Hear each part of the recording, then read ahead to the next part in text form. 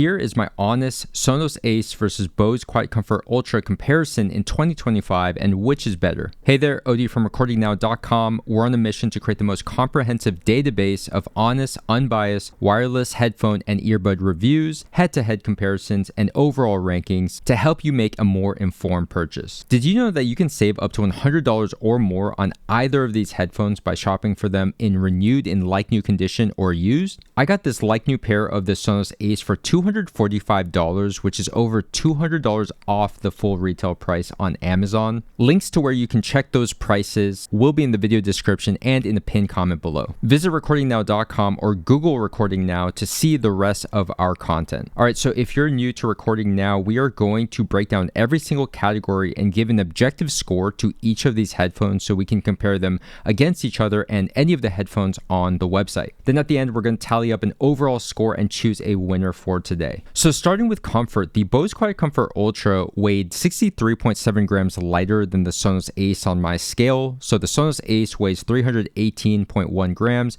The QC Ultra weighed in at 254.4 grams. That said, these are two of the most comfortable headphones that I have tested to date. Despite the heavy weight, the Sonos Ace does feel like a cloud, and we have these memory foam cushions and this really high quality grain leather both on the headband and on the ear pads. And I really feel minimal top of head pressure and clamping force from these. So despite the heavy weight, I still find these to be pretty much all day perfect for comfort. Now the QC Ultra is our original comfort king, so it has a very similar design. Actually, if you look at the headband and how the material and the cushioning basically encompasses the entire headband, we also have some very plush earpad cushions here, although they're not as good as the Sonos Ace, but due to being 60 grams lighter, I might slightly prefer the QC Ultra overall. Both of these headphones do a really good job of providing a ton of interior space inside of the ear cup so your ears are completely free. So overall for comfort, I'm giving both of these headphones a perfect 5 out of 5 as they're the most comfortable headphones I've tested in this class. So moving on to features, build quality, battery life, and noise canceling performance, which will combine into a single score.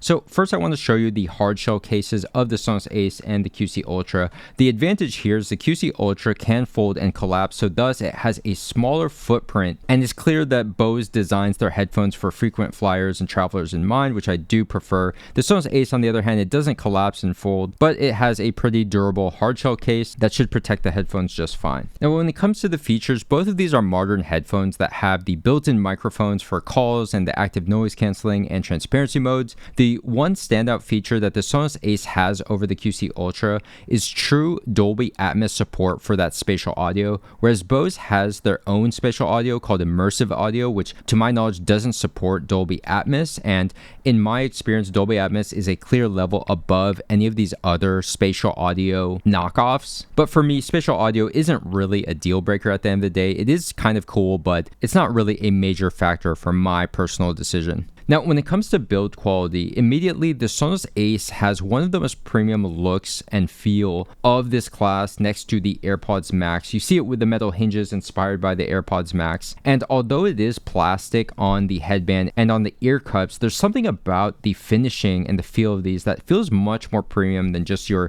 typical plastic. Now, interestingly, the Bose QC Ultra, it feels a lot lighter when you're picking them up, so thus it makes them feel a little bit cheaper. And it does have that plastic as well on the earpads and on the headband, similar to the Sonos Ace, but something about this just feels a little cheaper. But one thing that I actually learned recently was I thought that most of this was plastic aside from this little metal part in the hinge, but it's actually metal here on the entire headband core and on this hinge connector that actually houses the ear cup, or at least it feels like metal. So the QC Ultra actually is a little bit more durable than picking it up and handling it suggests, although between these two, the Sonos Ace I think definitely has the better build quality. Now briefly talked about the looks for when you're wearing these on your head. So the Sonos Ace is just as fashionable as the AirPods Max. It has a very sleek look that doesn't really stick out too much. As you can see, it forms to your head quite nicely and has a really nice silhouette.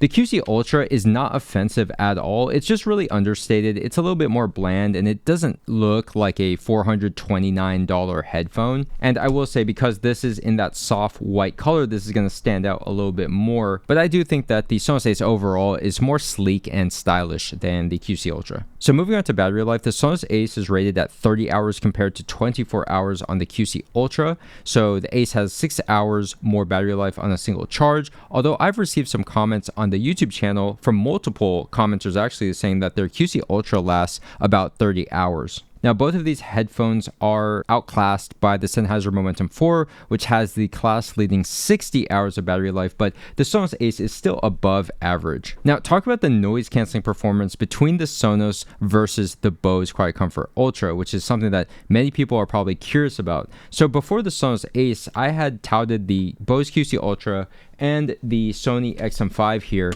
as being the best active noise canceling headphones as far as their effectiveness and their performance here. Now, the Sonos Ace, it surprised me because I felt that the noise canceling was on par with the QC Ultra and the XM5. I really found it to be excellent, and I think that the main reason for this is because it has a very powerful physical seal that creates a lot of passive noise isolation even before you turn on the active noise canceling. So if you look at these ear pad cushions, they're easily the thickest and the fattest ear pad cushions here, and what this does, along with that really form-fitting memory foam, it forms a really tight seal around your ear, and it has them really encased so that it blocks out a lot of noise. Because when you have some of these other headphones, both of these headphones are excellent for noise canceling. I would take either of them on a flight or when traveling. So for this category of the features, build quality, battery life, and noise canceling performance, I'm giving both of these headphones a perfect 5 out of 5. Now, moving on to sound quality. So this is an interesting thing because if you've watched any of my other videos, the Bose QC Ultra has a rather underwhelming stock sound,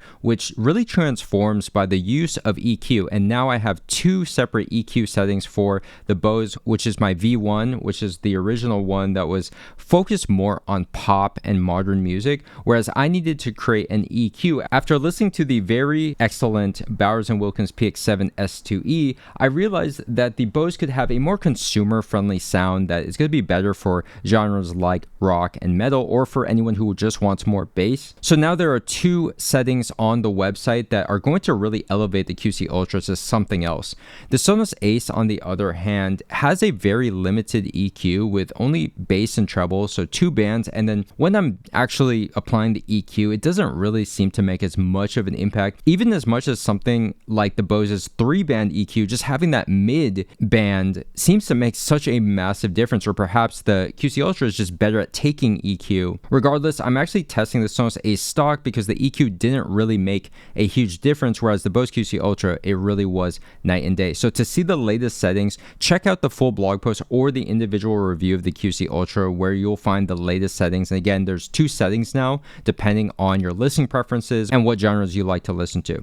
So let's talk about the first impressions, and this is with the EQ'd Bose QC Ultra. Immediately, the QC Ultra has a much more detailed and open sound with a fuller representation of the entire frequency response. So down from the sub bass all the way to the treble, there's a bigger sense of space and soundstage with the QC Ultra, making the Sonos Ace soundstage feel rather narrow and compressed. Flat out, the Bose simply has higher resolution, clarity, separation, and layering than the more 2D Sonos Ace. Now, I do think the Sonos Ace sounds good when it comes to rock, metal, acoustic, classical, and jazz, even stock without any EQ applied. This is a headphone that is a bit lacking in the bass, but focuses more on that treble to push some detail, and a little bit on the mids where it has a fairly realistic timbre that is enjoyable to listen to, especially for drums specifically. Now, starting with bass, the Bose has really great sub bass response, and it has good quantity of bass, and it has more slam than the Sonos, although other headphones in this class like the Momentum 4 have even more slam than the QC Ultra. So I think this is why the Sonos Ace is not as good for the modern genres. For the mids, I think this is a bit closer. The Sonos Ace is a little bit more realistic and natural timbre for drums and other instruments in that range, whereas the Bose QC Ultra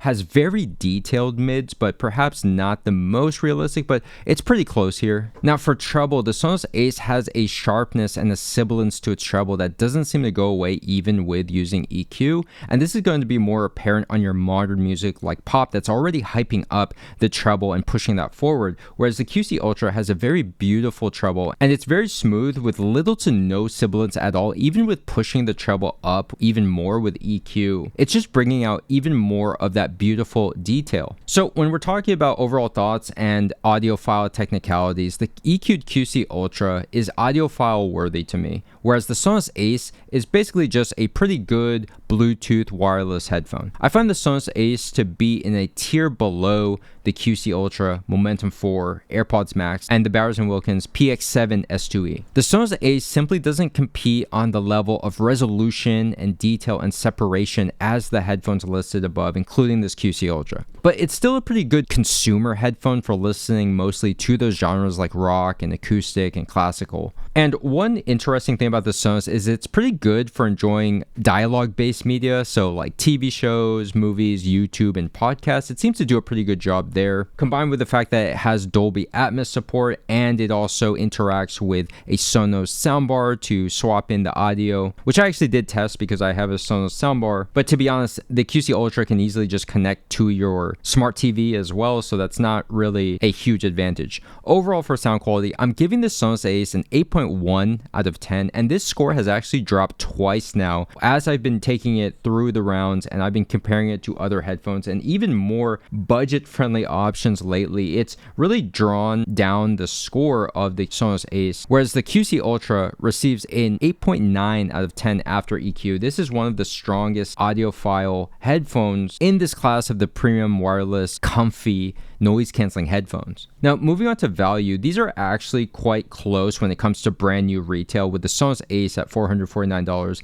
and the QC Ultra at $429. But at the time of this writing, the current market prices are around $419 to $429 for the Sonos, so not much off, whereas the QC Ultra can be found for as low as $349 brand new. Simply put, the slightly less expensive QC Ultra is a better value due to that superior sound quality. And it equals the Sonos Ace pretty much everywhere else except for the Ace having slightly better build quality. So for value, the Sonos Ace receives a 3.5 out of 5, while the QC Ultra receives a 4 out of 5. So overall for this comparison, tallying up all the scores, the Sonos Ace receives an 8.6 out of 10 overall, while the Bose QuietComfort Ultra receives a 9.2 out of 10, which is one of the highest scores we've given out on the website. So there you have it. The Bose QC Ultra wins this comparison by a good margin because it basically matches the Sonos Ace in everywhere except for having that more premium build quality and look to it. But anywhere that would typically be an advantage for the Sonos Ace, like having perfect comfort, perfect noise canceling, that's something you could also say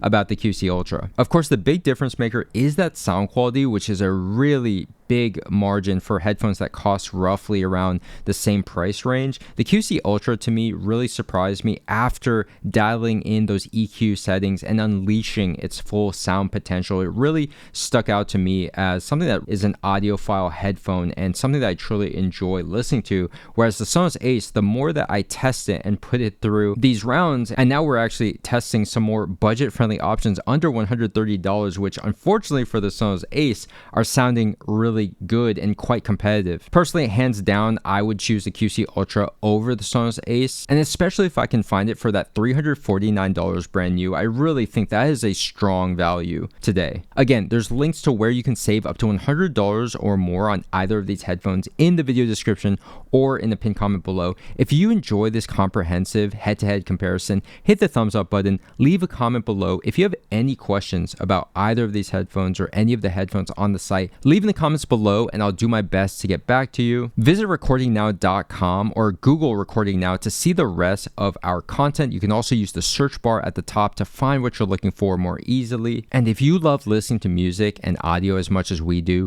make sure to subscribe, hit the notification bell because we have a ton more content coming on the way this year. Thanks for watching and happy listening.